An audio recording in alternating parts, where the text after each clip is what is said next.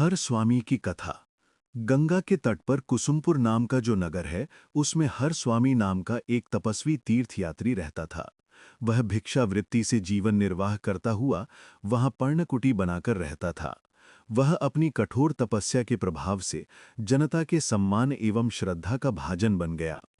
एक बार भिक्षा के लिए निकले हुए उससे दूर से देखकर उससे ईर्ष्या करने वाले एक दुष्ट ने लोगों के सम्मुख कहा, क्या आप लोग जानते हैं कि यह कैसा कपटी तपस्वी है? इसी ने इस नगर के सभी बच्चों को खा डाला। यह सुनकर उसी के समान एक दूसरा मनुष्य बोला, सच है, मैंने भी लोगों को ऐसा कहते हुए सुना है। यह ठीक है। इन शब्दों से एक तीसरे ने भी उनका समर्थन किया। कारण यह है कि दुष्टों की चर्चा मनुष्यों के निंदा की लड़ी बांध देती है। इसी क्रम से यह चर्चा या अफवाह सारे नगर में फैल गई।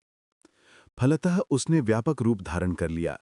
नगर निवासी अब अपने बच्चों को घरों से निकलने नहीं देते थे कि हर स्वामी बच्चों को ले जाकर खा जाता है। तब नगर के ब्राह्मणों ने बच्चों के वध से डरकर एक गोष्ठी करके निश्चय किया कि हर स्वामी को नगर से निकाल दिया जाए। यह निश्चय करके भी भयभीत ब्राह्मण उससे स्पष्ट रूप से यह कहने में डरने लगे कि कहीं वह हम लोगों को ही न खा जाएं। इसलिए दूतों के द्वारा वे ब्राह्मण उसके पास संदेश भेजने लगे। वे दूत दूर से ही उस हर स्वामी से कहने लगे कि तुम इस नगर से बाहर चले जाओ, ऐसा तुम्हें ब्राह्मणों ने कहलाया है। आश्चर्यचकित हर स्वामी के यह पूछने पर कि किस कारण मुझे निकाला जा रहा है, दूतों ने उत्तर दिया कि तुम यहाँ छोटे बच्चों को खा जाते हो। यह सुनकर वह स्वयं विश्वास दिलाने के लिए ब्राह्मणों के पास गया, जबकि उसके भय से वे लोग दूर भाग रहे थे। उसे आते देखकर वे ब्राह्मण मठ के ऊपर भाग गए। सच है, अफवाहों से भीत व्यक्तियों में विचार करने का सामर्थ्य नहीं होता। यह देखकर नीचे ही खड़े हर स्वामी ने मठ के ऊपर खड़े हुए ब्राह्मणों में से एक-एक का नाम लेकर बुलाया और कहा, अरे ब्राह्मणों, यह क्या मूर्खता तुम में आ गई है? क्या तुम परस्पर नहीं देख रहे हो कि मैंने कितने बच्चे कहाँ खाए? यह सुनकर जब सभी जांच करने लगे, तब देखा कि सभी के बच्चे जागते खिल रहे हैं। तब सभी ब्राह्मण और बनिए विश्वस्त हुए और हर स्वामी की बात सच मानकर देखने लगे कि सभी के बालक जीवित हैं। तब वे कहने लगे कि हमने झूठे ही बेचारे तपस्वी को दूषित किया, सभी के बच्चे तो जीवित हैं। तब किसके बच्चे इसने खाए? जब सभी एक स्वर से इस प्रकार कहने लगे, तब निष्कलंक हर स्वामी उस नगर से जाने को उद्यत हुआ, क्योंकि पहले उठाई गई अपनी निंदा से उसका मन विरक्त हो गया था। स्वतंत्र विचार वाले मनुष्य का दुष्ट देश में रहने वाले विचारहीनों के साथ प्रेम कैसे हो सकता है?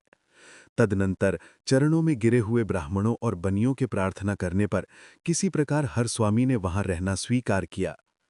इस प्रकार सज्जनों के सच्चरित्रों को देखकर जलते हुए तथा उनकी नाना प्रकार से निंदा करते हुए दुष्ट जन सज्जनों को प्रायः झूठे कलंक लगा देते हैं। यदि उन्हें सचमुच ही कोई छोटा सा भी अवसर मिल जाए तो वह उसके लिए जलती हुई आग में घी का सा काम करता है। इसलिए हे बेटी, यदि तू मेरे हृदय का कांटा निकालकर मुझे स्वस्थ देखना चाहती है, तो इस उमड़ते हुए नवयौवन में अपनी इच्छा से कुमारी नहीं रह सकती।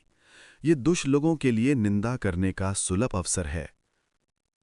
राजा से इस प्रकार कही गई कनकरेखा अपने दृढ़ निश्चय के साथ फिर राजा से बोली कि जिस ब्राह्मण या क्षत्रिय युवक ने वो कनकपुरी देखी हो, उसे शीघ्र ढूंढो और मुझे उसके लिए दान कर दो। यह मैंने पहले ही कह दिया है। राजा ने पूर्वजन्म का स्मरण करने वाली उस कन्या को अपनी प्रतिज्ञा पर दृढ़ देखकर और उसके मनोअनुकूल वर मिलने में कोई दूसरा उपाय ना देखकर अपने देश में आए हुए यात्रियों के लिए प्रतिदिन इसी प्रकार का डिंडोरा पीटने की आज्ञा दे दी कि जिस ब्राह्मण या क्षत्रिय युवक ने कनकपुरी देखी हो, वो बतावे, राजा उसे युवराज पद के साथ अपनी कन्या देंगे। इस प्रकार नक्कारे से सभी जगह घोषणा होने लगी, किंतु कनकपुरी देखा हुआ एक व्यक्ति भी नहीं मिल पाया। प्रथम तरंग समाप्त।